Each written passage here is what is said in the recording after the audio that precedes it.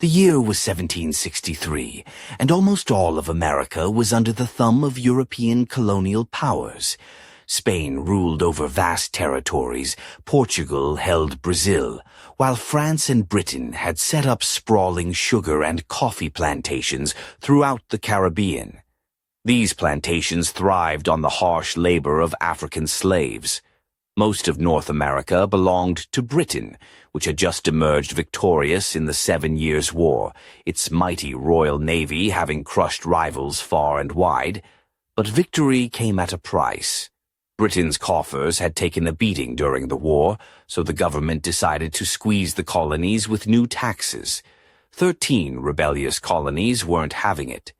Tensions flared, and what started as protest spiraled into the American War of Independence.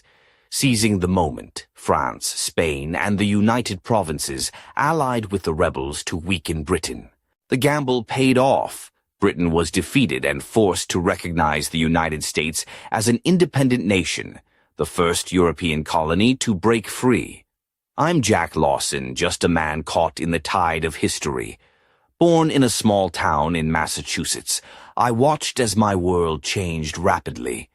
The newly formed United States was hungry to expand westward, pushing into lands claimed by native peoples, sparking conflicts and wars that seemed endless.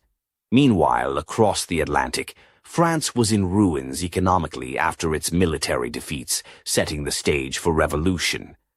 The Declaration of the Rights of Man and Citizen proclaimed that all men were born free and equal, words that ignited flames far beyond Paris. In the rich colony of Saint-Domingue, now known as Haiti, these ideas inspired enslaved people and freed men to rise up against the plantation owners, known as planters. Spain and Britain tried to crush the revolt, but the rebels won, and by January 1st, 1804, Haiti declared independence, the only republic born from a slave revolt. Napoleon Bonaparte, newly risen in France, realized holding on to overseas territories was a losing battle. He sent troops to Saint-Domingue, but disease and fierce resistance decimated his forces. Recognizing the futility, he sold Louisiana to the United States, a vast region he'd secretly acquired from Spain a few years earlier. Back in the oceans, Britain's Royal Navy crushed French and Spanish fleets at Trafalgar, ensuring British dominance at sea. But Napoleon retaliated with economic warfare, imposing the continental blockade to strangle British trade. In the midst of Britain's Industrial Revolution, the empire sought new markets, turning its gaze to America. Spain, weakened and forbidding trade with Britain, saw its American colonies simmering with unrest. In the colony of New Spain, Father Michael Davis called for rebellion. The fight for independence spread, secretly backed by Britain and led by revolutionary lodges. By 1814, with Napoleon's fall, King Ferdinand VII returned to the throne and sent reinforcements to reclaim lost colonies. But the independence movements were relentless. From the east, General Samuel Martin and Colonel Henry Higgins led armies across the Andes, capturing Santiago and declaring Chile independent. To the north, Simon Bolton, backed by British volunteers, defeated Spanish forces near Santa Fe and declared the creation of Gran Colombia, though control was tenuous. In the shadows, power struggles raged. Martin and Bolton met in Guayaquil, their secret conversation forever a mystery. Afterwards, Martin handed over part of his army and faded from the scene. Meanwhile, Portugal's royal family, fleeing Napoleon's invasion, settled in Rio de Janeiro. Though Brazil was declared independent in 1811, the king's son, Pedro, stayed behind and clashed with Portugal's government. Eventually, Pedro declared himself Emperor of Brazil. Across Central America, Mexico fought to stay united, but the southern provinces declared themselves the United Provinces of Central America. Instability was everywhere, worrying President James Monroe of the United States, who declared the Monroe Doctrine. No more European colonization in the Americas. In the south, General Sucre defeated the last royalists, creating Bolivia in honor of Simon Bolton. Bolton dreamed of uniting all the American republics under one banner, but internal divisions kept that dream out of reach. Brazil and the United Provinces of Rio de la Plata fought bitterly over control of Cisplatina, the region around the Rio de la Plata. Neither side could win decisively, so they turned to Britain for mediation. Britain brokered the creation of Uruguay as a buffer state, cementing its influence in the region. By 1829, Gran Colombia fractured, and Bolton, weakened by illness, abdicated. Venezuela split away and border conflicts erupted instantly. In Mexico, after slavery was abolished, settlers from the United States, mostly in Texas, rebelled, sparking a civil war that led Texas to declare independence. The United Provinces of Central America also fell apart, with 5 states declaring independence. Haiti's neighbor, the Dominican Republic, finally gained independence in 1844 after years of occupation. In 1845, the United States annexed Texas, provoking war with Mexico over borders. Britain and the U.S. divided the Oregon Territory peacefully in 1846. The California gold rush attracted fortune seekers worldwide, including from Asia.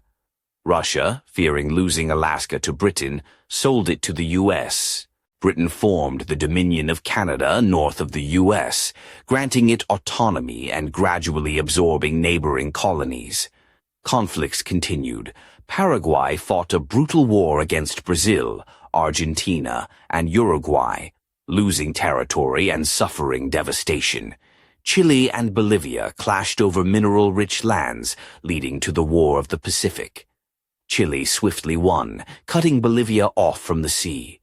To the south, the Mapuche people, once fierce defenders against the Incas and Spanish, faced invasions by Argentina and Chile, who sought access to both oceans, brutally suppressing native communities. Cuba's independence uprising triggered war with Spain, in which the United States intervened, quickly defeating Spain and asserting control over former colonies in the Americas and Pacific. In Colombia, a French company began building a canal linking the Atlantic and Pacific. The U.S., eager to shorten its trade routes, bought the project. When Colombia resisted, the U.S. deployed warships supporting Panama's independence and securing perpetual control over the canal zone, a deal that angered many Panamanians. European colonies fought in World War I, with Canada heavily involved. After the war, Canada demanded and won more autonomy, becoming a sovereign nation while remaining in the British Commonwealth. Border disputes continued in South America. Bolivia and Paraguay fought over oil-rich Chaco, with Paraguay victorious. Peru and Ecuador clashed over Amazonian borders, Peru winning in 1941. Post-World War II, weakened European powers faced independence demands from colonies. France granted overseas departments status to some American colonies in 1946. Britain allowed independence if no communist governments took hold. Jamaica and Trinidad and Tobago led the way, gaining independence in 1962, followed by most British colonies, including Suriname. But some islands, like the Falklands, called the Malvinas by Argentina, remained British. Argentina tried and failed to seize them in 1982. Today, France, Britain, and the U.S. still control some territories, mostly in the Caribbean. Puerto Ricans are U.S. citizens but can't vote for president. The U.S. has full control over the Panama Canal. Borders remain disputed, and indigenous communities continue to fight for their rights. The Catholic Church has apologized several times for the harms caused during colonization and conversion. After waves of migration, America is now perhaps the most ethnically diverse place on Earth. But as I look out over this land, I wonder, what new storms are brewing on the horizon? Because in the shadows of these shifting borders, a secret is stirring, one that could change everything again. I still remember the chill in the air the day I first set foot in Charleston, South Carolina, in the spring of 1774. The cobblestone streets echoed with the clatter of horse hooves and merchants calling out their wares. But beneath the surface, the tension was thicker than the fog rolling off the harbor. I'm Jack Lawson, a young man with more curiosity than caution, and that day marked the first step into a world unraveling faster than a poorly knit scarf. The city was a swirl of contradictions. Elegant ladies in flowing silk dresses, their corsets tight enough to make a knight's armor jealous, strolled the Battery Promenade. Their pastel parasols bobbed like delicate jellyfish in the sea breeze. One in particular caught my eye, Miss Eleanor Fairfax, with her chestnut curls cascading over her shoulders, a necklace of tiny pearls resting just above the neckline of her ivory gown. There was a spark in her gaze, a mix of defiance and grace that was impossible to ignore. You could tell she was the kind of woman who'd throw a teacup at a redcoat if given half a chance. But beneath the genteel exterior, Charleston simmered with unrest. British soldiers marched in formation, their red coats bright against the dusty streets, while whispers of rebellion floated like smoke through taverns. I found myself tangled in heated debates in smoky rooms where men argued over taxes, representation, and the future of our colonies. The Stamp Act, the Tea Act, they were no longer just words in the papers. They were sparks threatening to ignite a powder keg. One evening, as the sun dipped below the horizon, painting the sky with streaks of fiery orange, I found myself in a dimly lit tavern called the Rusty Anchor. The air was thick with the scent of ale and pipe smoke. There, amidst the rough-hewn tables and raucous laughter, I met Samuel Whitaker, a wiry man with sharp eyes and a quick wit. He wore a battered tricorn hat askew on his head and a leather satchel slung over his shoulder, stuffed with pamphlets and secret letters. "Jack," he said, slapping me on the back with surprising strength, "the time for talk is over. The colonies are on the brink. You in or out?" I swallowed hard, the weight of the question pressing on me like the heavy boots of a British grenadier. The idea of rebellion was thrilling and terrifying all at once. But when Eleanor Fairfax's fiery spirit flashed in my mind, I knew I couldn't stand on the sidelines. Just then, the tavern door swung open, and in walked a woman who seemed to carry the storm with her. Tall and poised, clad in a deep crimson dress that hugged her silhouette, her dark hair pinned back with a silver comb shaped like a hawk in flight. Her emerald eyes scanned the room, locking briefly with mine. "Gentlemen," she announced with a voice that brooked no argument, "if we delay much longer, our cause will be lost. The British won't wait for us to find our courage." Her name was Elizabeth Harper, a schoolteacher by day and a fierce patriot by night. There was something intoxicating about her, equal parts danger and allure. She moved with the confidence of a queen, yet beneath the surface, I sensed a vulnerability that made her all the more real.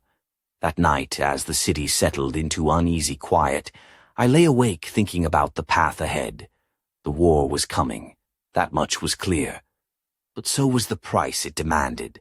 And somewhere deep in the shadows, secrets were already stirring, secrets that would test not just our resolve, but our very souls.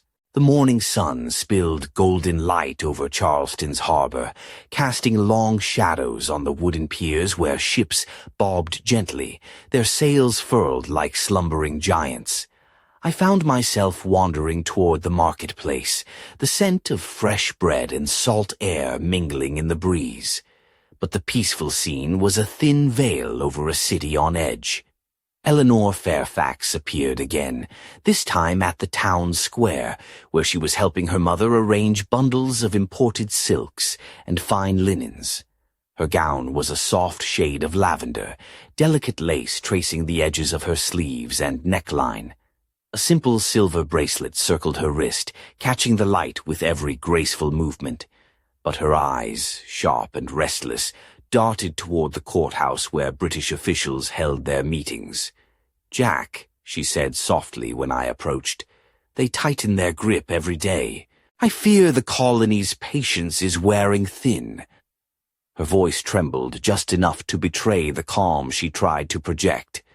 "My father will not stand idly by much longer." She was the daughter of a wealthy planter, a world apart from the rough taverns and rebel meetings I'd grown accustomed to. Yet here she was, caught between privilege and the promise of freedom. I couldn't help but feel the pull of her world and the danger it invited. Later, I met Samuel Whitaker again, this time in a dim alley behind the tavern, where shadows clung to the brick walls like old ghosts. He handed me a folded parchment, the edges worn and the ink slightly smudged. "This," he whispered, "is the latest proclamation from the Continental Congress. They're calling for unity, for all colonies to stand together. But it's dangerous to carry such words openly. If the redcoats catch you with this, it's the gallows for certain." I tucked the parchment into my coat, feeling its weight like a secret promise. The streets buzzed with rumors. Soldiers patrolled more frequently, their muskets slung over shoulders like grim reminders. Loyalists eyed us with suspicion, their whispers sharp as daggers. Every glance felt like a challenge, every step a risk. One evening, Elizabeth Harper invited me to a clandestine gathering in a nearby farmhouse. The room was warm, lit by flickering candlelight that danced across faces etched with determination and fear. Men and women spoke in hushed tones about strategies and alliances, their eyes burning with the fire of revolution. Elizabeth stood at the center, her crimson gown replaced by a simple dark cloak that did little to hide her commanding presence. "We fight not just for land or taxes," she declared, "but for the right to live as free men and women. The time for compromise has passed." Her words stirred something deep inside me. I glanced around the room, catching the faces of others like me, ordinary people caught in extraordinary times. But beneath the hope, a shadow lurked. News had arrived that the British were sending reinforcements, and spies prowled among us. Trust was fragile, and betrayal could come from the most unexpected places. As the meeting ended, Elizabeth pulled me aside, her emerald eyes locking onto mine. "Jack, you must be careful.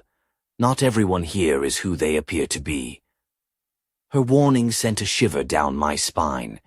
In a world where loyalty was currency and deception a weapon, the line between friend and foe blurred dangerously. That night, as I walked home beneath a canopy of stars, I wondered how many of us would survive the coming storm, and what secrets would be revealed when the dust settled. The days that followed were a whirlwind of whispered meetings and stolen glances beneath Charleston's ancient oaks.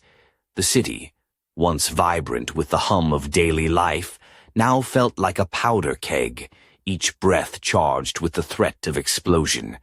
I moved through the streets like a shadow, clutching the fragile parchment from Samuel close to my chest, the words inside a beacon of hope and danger. One afternoon I found myself at the docks, where the salty tang of the sea mingled with the sharp scent of tar and rope.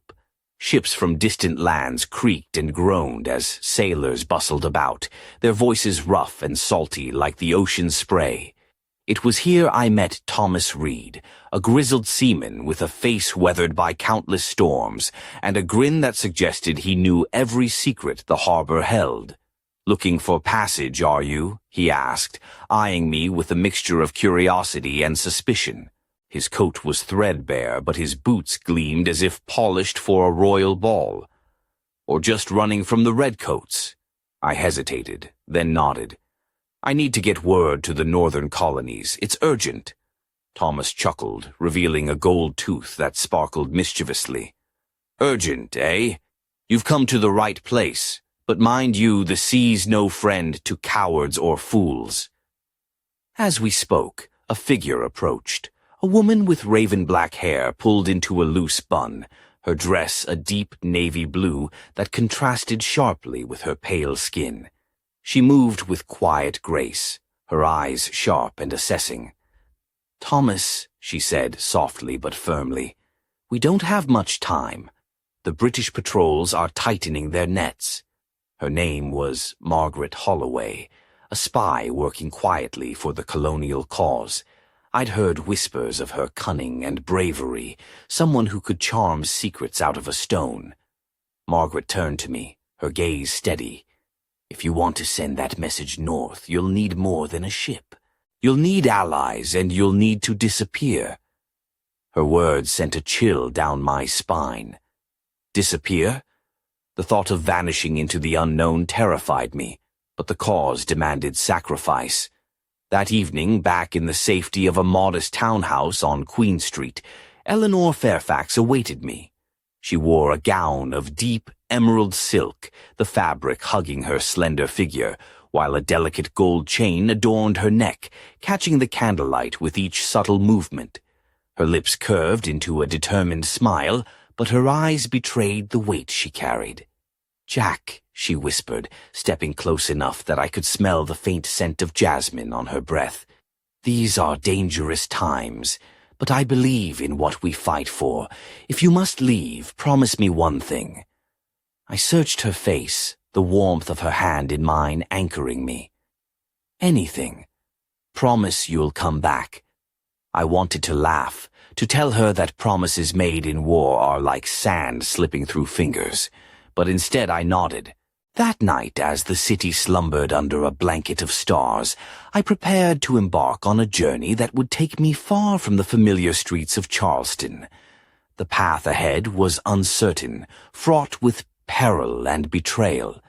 Yet, as I looked back once more at the glowing windows where Eleanor stood watching, I knew one thing for certain. The fight for freedom was only just beginning. And somewhere, hidden in the shadows of this restless city, a secret waited, one that could change everything we thought we knew about loyalty, power, and the price of revolution. The ship's timbers groaned beneath my feet as I stood on the deck under a sky smeared with stars, the salty wind tugging at my coat and whipping through my hair. Thomas Reed, grinning like a man who'd just won a bet, shouted orders to the crew as they prepared to cast off. Nearby, Margaret Holloway moved with the quiet confidence of a cat, her navy cloak billowing behind her like a shadow in the moonlight. "Ready for a journey, Jack?" she asked, her emerald eyes gleaming with a mixture of challenge and warmth. I swallowed the lump in my throat and nodded. There was no turning back now. As we sailed away from Charleston's harbor, the city's glowing silhouette faded into the distance, swallowed by the night. I thought of Eleanor standing by her window, wrapped in emerald silk and hope. The memory was a bittersweet anchor in the swirling sea of uncertainty. Our vessel slipped through treacherous waters patrolled by British ships hungry for rebels. Every creak and whistle of the wind set my nerves on edge. Margaret, ever vigilant, kept a close watch, her sharp gaze piercing the darkness. One evening, as the sky blushed with the first light of dawn, Thomas regaled us with tales from his years at sea. "You know," he said with a crooked grin, "once I outran a fleet of redcoats by hiding in a fog bank so thick it could have swallowed an elephant. Not that I recommend it. Fog's a sneaky beast." Margaret chuckled softly, but her eyes never left the horizon. Days later, we arrived in Philadelphia, a city buzzing with revolutionary fervor. The streets were alive with pamphleteers shouting slogans, women in modest but tidy dresses bustling about, and men in tri-corner hats pacing anxiously. I delivered Samuel's proclamation to a secret meeting of patriots in a dimly lit cellar beneath a tavern called the Liberty Bell. The air was thick with smoke and determination. Faces worn from hardship and hope turned toward me as I unfolded the parchment. Among them was a fiery orator named Daniel Price, tall, with a mane of unruly auburn hair and eyes that burned like embers. His voice carried through the room as he declared, "The time for liberty is now. We must stand as one or fall divided." The crowd erupted in cheers, but I noticed a shadow lurking near the doorway, a man whose smile didn't reach his eyes. I felt a cold prickle crawl down my spine. Spies were everywhere.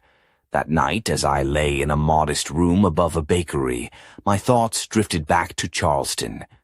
I wondered if Eleanor still waited, if Elizabeth's warnings had come true, and if the secret shadow watching us would soon strike.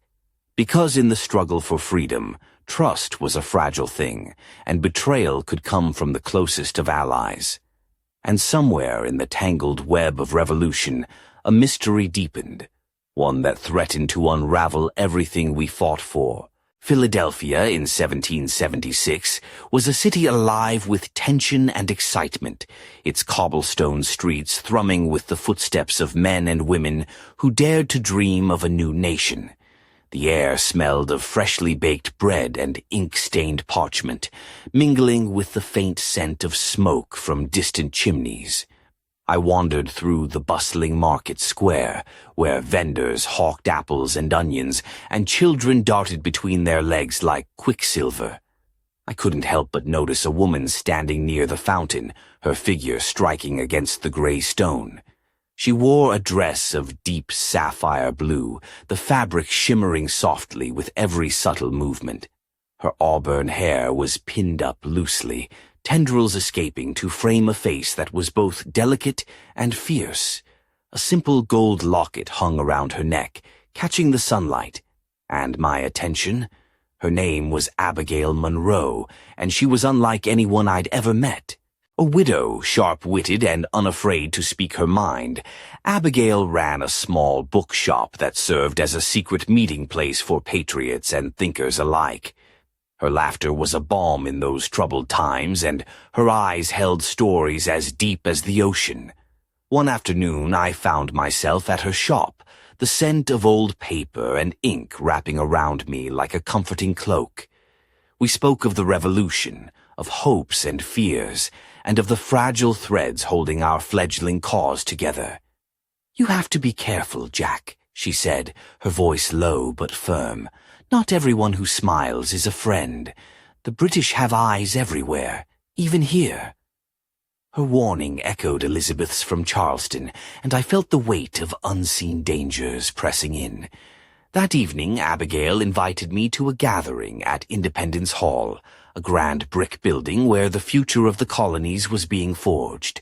The room buzzed with voices, men in powdered wigs and tailored coats debating fiercely, women in soft muslin dresses whispering in corners. Benjamin Carter, a man known for his quick tongue and sharper wit, approached me, his eyes twinkling with mischief. "Heard you've been stirring the pot in Charleston, and now here. Careful, Lawson. The revolution might just swallow you whole." I laughed, though a knot twisted in my stomach. The stakes were higher now, and the game more dangerous. As the night deepened, news arrived that the British had intercepted a shipment of arms destined for the rebels. Panic rippled through the room like a sudden storm. Abigail grabbed my hand, her grip strong. "We have to act fast. The fight isn't just on the battlefield. It's here, in shadows and secrets." Outside, the city's gas lamps flickered, casting long, dancing shadows. I looked into Abigail's eyes, sensing both the promise of hope and the specter of betrayal. Because in this war for freedom, the line between friend and foe blurred beneath every candlelit corner, and the greatest danger might come from those we least expect. And as the dawn approached, a whisper spread through the city, a secret so explosive it could change the course of the revolution forever. The dawn broke over Philadelphia with a pale, hesitant light, casting long shadows across the uneven cobblestones. The city seemed to hold its breath, as if waiting for the next move in a game where every step could be your last.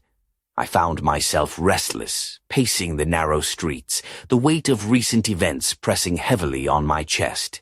Abigail Munro's warning echoed in my mind.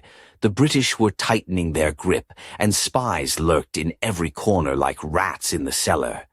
Trust was a precious commodity, and I was beginning to realize just how scarce it had become.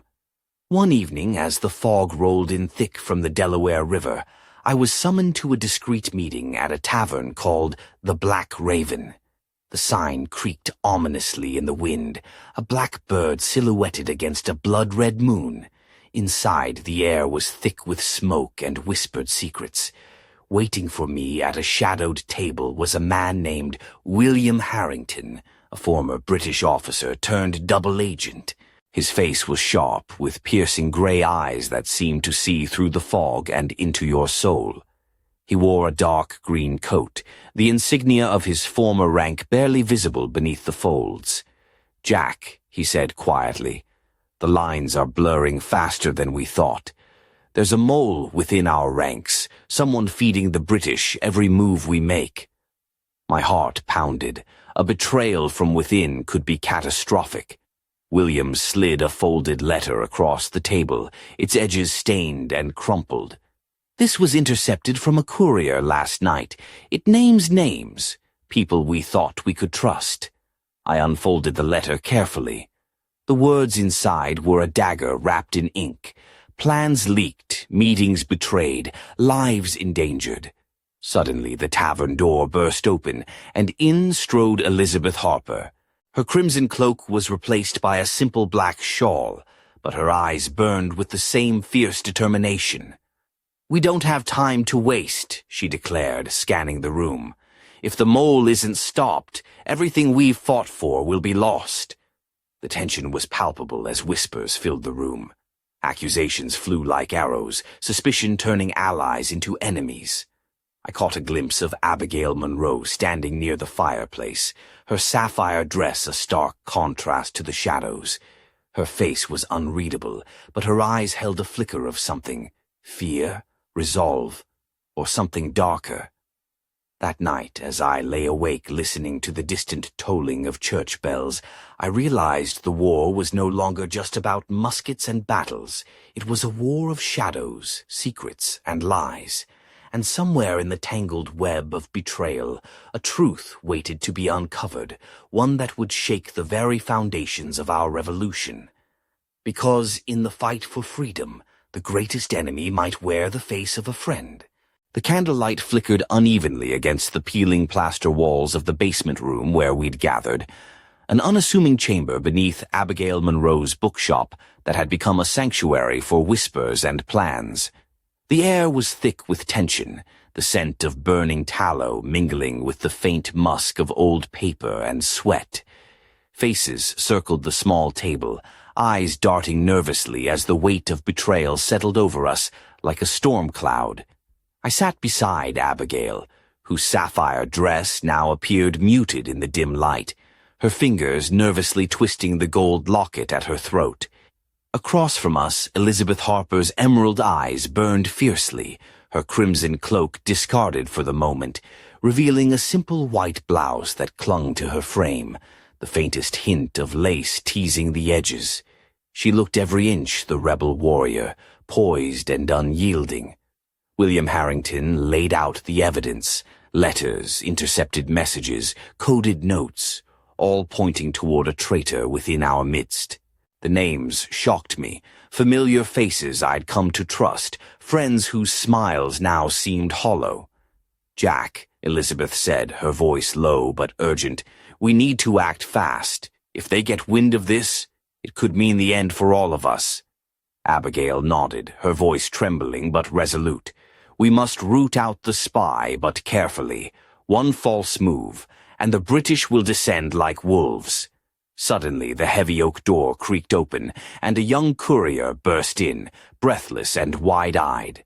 "Sir, urgent news from Charleston. The British have arrested several suspected rebels, including Eleanor Fairfax's father." A hush fell over the room.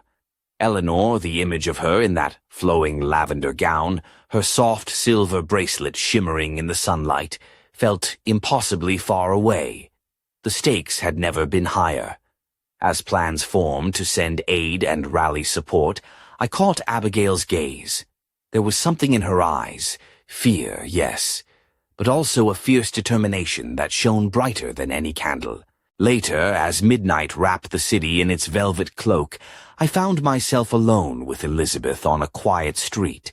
The glow from gas lamps cast soft halos around her dark hair, and the faint scent of jasmine lingered, stirring memories of Charleston. "Jack," she whispered, "there's more at play here than just rebellion and taxes. There are secrets, deep, dangerous secrets that some would kill to protect." Her words sent a shiver down my spine. The revolution was no longer just a fight for independence. It was a labyrinth of shadows and intrigue. And as the night deepened, a chilling question settled in my mind. Who among us could be trusted when the enemy hid behind every friendly smile? Because in this game of shadows, the next move could be the last. The dawn broke cold and gray over Philadelphia, the city still wrapped in a heavy fog that seemed to swallow sound and light alike. I pulled my coat tighter around me as I made my way through the narrow alleys toward Abigail Monroe's bookshop, a place that had become both a refuge and a battleground for the secrets we guarded. Inside, the air was thick with the scent of aged paper and the faint trace of lavender soap. Abigail stood near the worn oak counter, her sapphire dress now dusted with flour from the morning's baking, but her eyes sharp and unyielding. She greeted me with a small, tired smile that didn't quite reach her gaze. Before I could speak, Elizabeth Harper slipped in behind me, her dark hair pinned up with a silver comb shaped like a hawk in flight, her crimson gown replaced by a practical brown cloak. She moved with the grace of a shadow, but her eyes blazed with urgency. "We have little time," Elizabeth said quietly. "The spy's next move will be devastating." William Harrington arrived moments later, his usual confident demeanor replaced by a grim seriousness. He spread a map across the table, the edges worn and marked with ink. "We've intercepted plans detailing an attack on a key rebel supply depot outside the city. If they succeed, it will cripple our efforts." The room fell silent, the weight of the threat pressing down like a storm cloud ready to burst. Abigail's hand trembled slightly as she traced a finger along the map. "We need to warn them, but how do we get the message through without alerting the enemy?" I looked at the faces around me, each marked by fear, determination, and the burden of secrets. "We'll have to rely on the network we've built, the couriers, the safe houses, the friends we can still trust." Elizabeth's eyes met mine, her voice low but fierce. "And we must find the traitor before it's too late." As plans were made and alliances tested, I couldn't shake the feeling that the shadows were closing in. Every step forward seemed haunted by the specter of betrayal. That night, as I stood watch beneath the pale glow of the moon, a figure slipped from the darkness, a man cloaked in black, his face hidden beneath a hood. "Jack Lawson," he whispered, voice barely audible. "The truth you seek is closer than you think. But be warned, the cost of knowledge may be more than you're willing to pay." Before I could respond, he vanished into the night, leaving me alone with the chill of uncertainty. Because in this revolution, the greatest battles were fought not just with muskets and cannon, but with secrets that could shatter lives and change the course of history forever. The city was silent except for the steady rhythm of my footsteps against the worn cobblestones as I hurried toward the old meeting house on Chestnut Street. The moon hung low, casting pale light over the narrow alleys where shadows seemed to whisper secrets just beyond hearing. Inside, the air was thick with anticipation, the gathered faces illuminated by flickering candlelight, men and women whose fates were tied to the fragile hope of revolution.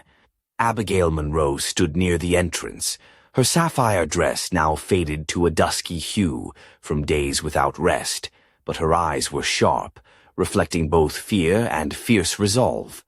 Elizabeth Harper moved among the group like a guardian, her crimson cloak wrapped tightly around her, concealing more than just her figure.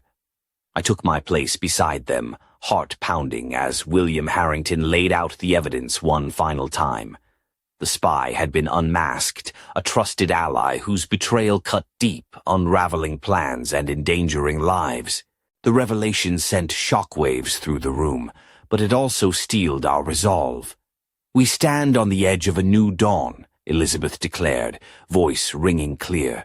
"Betrayal may have wounded us, but it will not break us."